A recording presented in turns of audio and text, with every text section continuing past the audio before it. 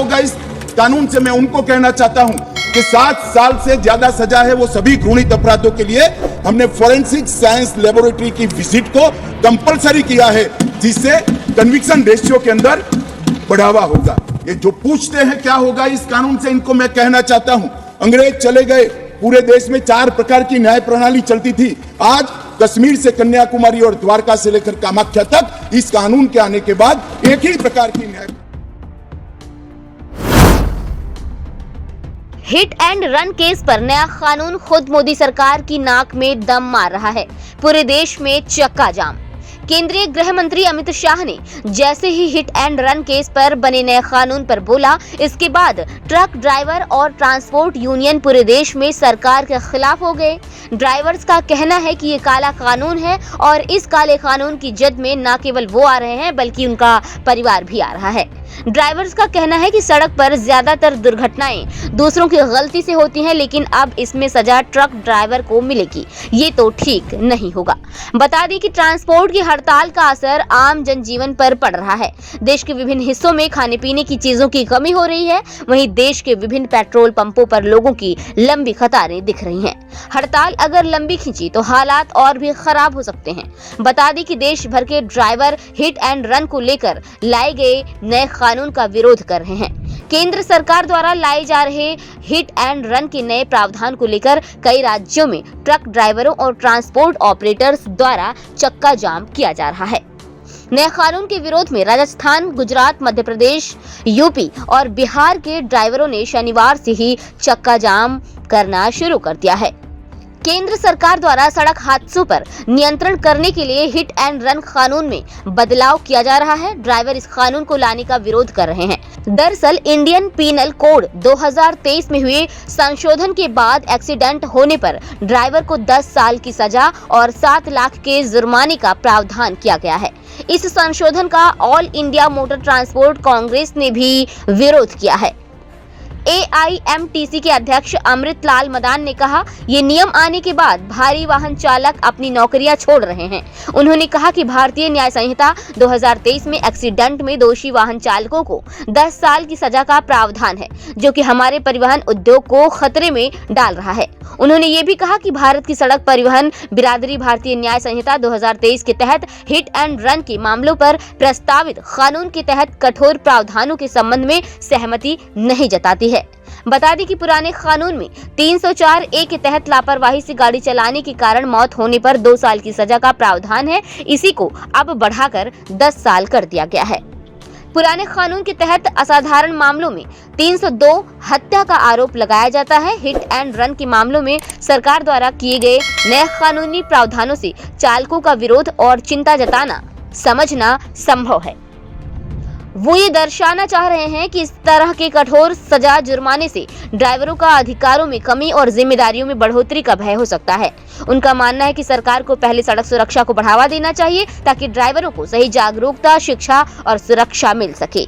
इसके अलावा ये कठिन प्रावधान नए ड्राइवरों के लिए भी प्रभावी हो सकते हैं, जिससे उनके रोजगार के प्रति आकर्षण और मानसिक स्थिति पर असर पड़ सकता है। पहले से ही ड्राइवरों की कमी है, ऐसे में नया कानून लागू होने के बाद ड्राइवरों की और कमी हो जाएगी। इस कानून के बाद नए लोग ड्राइवरी का पेशा अपनाना नहीं चाहेंगे और ड्राइवरों का संकट और बढ़ जाएगा। ट्रक और ट्रक ड्राइवर भारत की अर्थव्यवस्था को बनाए रखने में अहम रोल रखते हैं, लेकिन भारत के ट्रांसपोर्ट सिस्टम के गुमनाम हीरोज की कोई बात ही नहीं करता है, जिन्हें सामान्य बोलचाल में ट्रक ड्राइवर कहा जाता है। आमतौर पर ट्रक ड्राइवर की बात कोई नहीं करता क्योंकि वो सेलिब्रिटी नहीं होते, लेकिन हमें लगता है कि देश के अर्थव्यवस्था को देखते हुए ट्रक ड्राइवर किसी सेलिब्रिटी से कम नहीं है। भारत में 63% सामान ट्रक्स के जरिए ही एक जगह से दूसरी जगह पहुंचाया जाता है और अगर ये ट्रक्स और ट्रक ड्राइवर्स ना हो तो भारत की अर्थव्यवस्था को आगे बढ़ाना नामुमकिन हो जाएगा। इसलिए हमें लगता है कि भारत के 80 लाख ट्रक ड्राइवर्स भारत की अर्थव्यवस्था के हीरो हैं, लेकिन फिर भी इन्हें वो सम्मान और सुरक्षा नहीं मिल पाती जिसके ये हकदार हैं। भारत में ज्यादातर ट्रक ड्राइवर्स अपनी जान जोखिम में डालकर ही सफर पर निकलते हैं और दुर्घटना होने पर पूरी जिम्मेदारी ड्राइवर की ही मानी जाती है। इस हड़ताल का आम आदमी पर सीधा असर देखने को मिलेगा। ट्रकों की हड़ताल होने से दूध, सब्जी और फलों की आवक नहीं होगी और कीमतों पर इसका सीधा असर देखने को मिलेगा। वहीं पेट्रोल डीजल की सप्लाई रुक जाएगी, जिससे लोकल ट्रांसपोर्ट और आम लोगों को आवाजाही में दिक्कत होगी। भारत में 28 लाख से ज्यादा ट्रक हर साल 100 अरब किलोमीटर से ज्यादा की दूरी तय करते हैं। देश में 80 लाख से ज्यादा ट्रक ड्राइवर हैं, जो हर दिन जरूरत का सामान एक शहर से दूसरे शहर ट्रांसपोर्ट करते हैं। हड़ताल के कारण इतनी बड़ी संख्या में ट्रकों के रुकने से जरूरी चीजों की किल्लत हो सकती है। अब देखना ये दिलचस्प होगा कि केंद्र की मोदी सरकार इस पर क्या कदम उठाती है, क्योंकि सोचने में जितनी देर की जाएगी उतना ही देश को नुकसान होगा। ट्रक भारत की आर्थिक स्थिति को बनाने में बड़े सहायक होते हैं, रोजमर्रा की चीजों को बाजार तक पहुंचाने में सहायक होते हैं। अब ऐसे में अगर इनकी बात नहीं सुनी गई तो सभी के लिए परेशानी का सबब बन सकता है। ब्यूरो रिपोर्ट, खबर 24 एक्सप्रेस।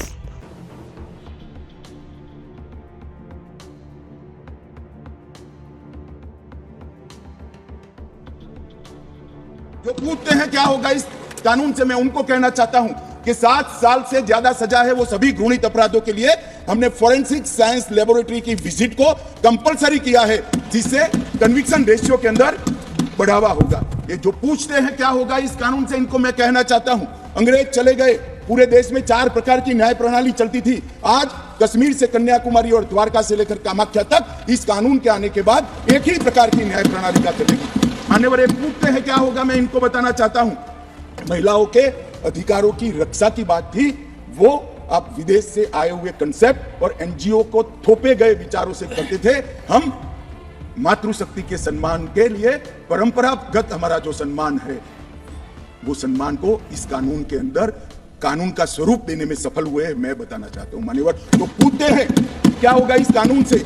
आजादी के 75 साल तक और 4 दशक से आतंकवाद का दंश झेलने के बाद इस देश की आपराधिक न्याय प्रणाली के कानूनों के अंदर आतंकवाद की डेफिनेशन नहीं थी। नरेंद्र मोदी जी ने जीरो टॉलरेंस टुवर्ड आतंकवाद का परिचय कराते हुए टेररिज्म की डेफिनेशन को इसके अंदर शामिल किया है। मान्यवर, जो पूछते हैं इस कानून से क्या होगा, मैं उनको बताना चाहता हूं कि इस कानून से राज्यद्रोह अब देशद्रोह के अंदर बदल गया है। राज्य के शासन की रक्षा के लिए एक जमाना था जब ब्रिटिश ताज का इस देश के अंदर शासन था। मान्यवर, रानी के खिलाफ कोई आवाज नहीं कर सकता, फांसी पे चढ़ा दिया जाए। महात्मा गांधी हो, तिलक महाराज हो, वीर सावरकर हो, वो राजद्रोह के कानून में कई साल जेल में रखे और आपने भी इसका उपयोग बखूबी किया। इमरजेंसी के अंदर ढेर सारे लोगों को जेल में डाल दिया, ढेर सारे विपक्ष के नेताओं। मान्यवर, हमने राजद्रोह के अंग्रेजी कंसेप्ट को समाप्त कर दिया है। शासन के खिलाफ कोई भी बोल सकता है इस देश के अंदर। अब वाणी स्वतंत्रता का अधिकार भी है और लोकतंत्र, मगर देश के खिलाफ आप नहीं बोल सकते हो। देश के खिलाफ बोलोगे, देश के खिलाफ कुछ करोगे, देश के हितों को नुकसान करोगे, तो कठोर से कठोर दंड का प्रावधान इस कानून के अंदर। व्यक्ति और देश के बीच में क्या अंतर होता है? डेमोक्रेसी का जो मूल विचार है, लोकतंत्र का जो विचार है, देश महान होता है, व्यक्ति महान नहीं होता है। मान्यवर, इसको इस कानून के माध्यम से हम ला रहे हैं। भी मान्यवर, हमने 2 बदलाव किए। एक बदलाव किया है कि कोई गाड़ी चलाता है, टक्कर लग जाती है, इरादा नहीं होता है, व्यक्ति इंजर्ड हो जाता है और फिर वो व्यक्ति पुलिस थाने में फोन करता है, 108 में फोन करता है, अस्पताल में पहुंचाता है, तो इसका इरादा मारने का नहीं है। इसके लिए हमने कम सजा का प्रावधान किया। मगर जो टक्कर लगाता है और जो विक्टिम है, उसको मरने के लिए छोड़कर पुलिस या अस्पताल को सूचना नहीं देता है और फिर पुलिस पकड़ के लाती है, हिट एंड रन केसों में 10 साल की सजा का प्रावधान हमने किया है। इससे ऐसे लोगों को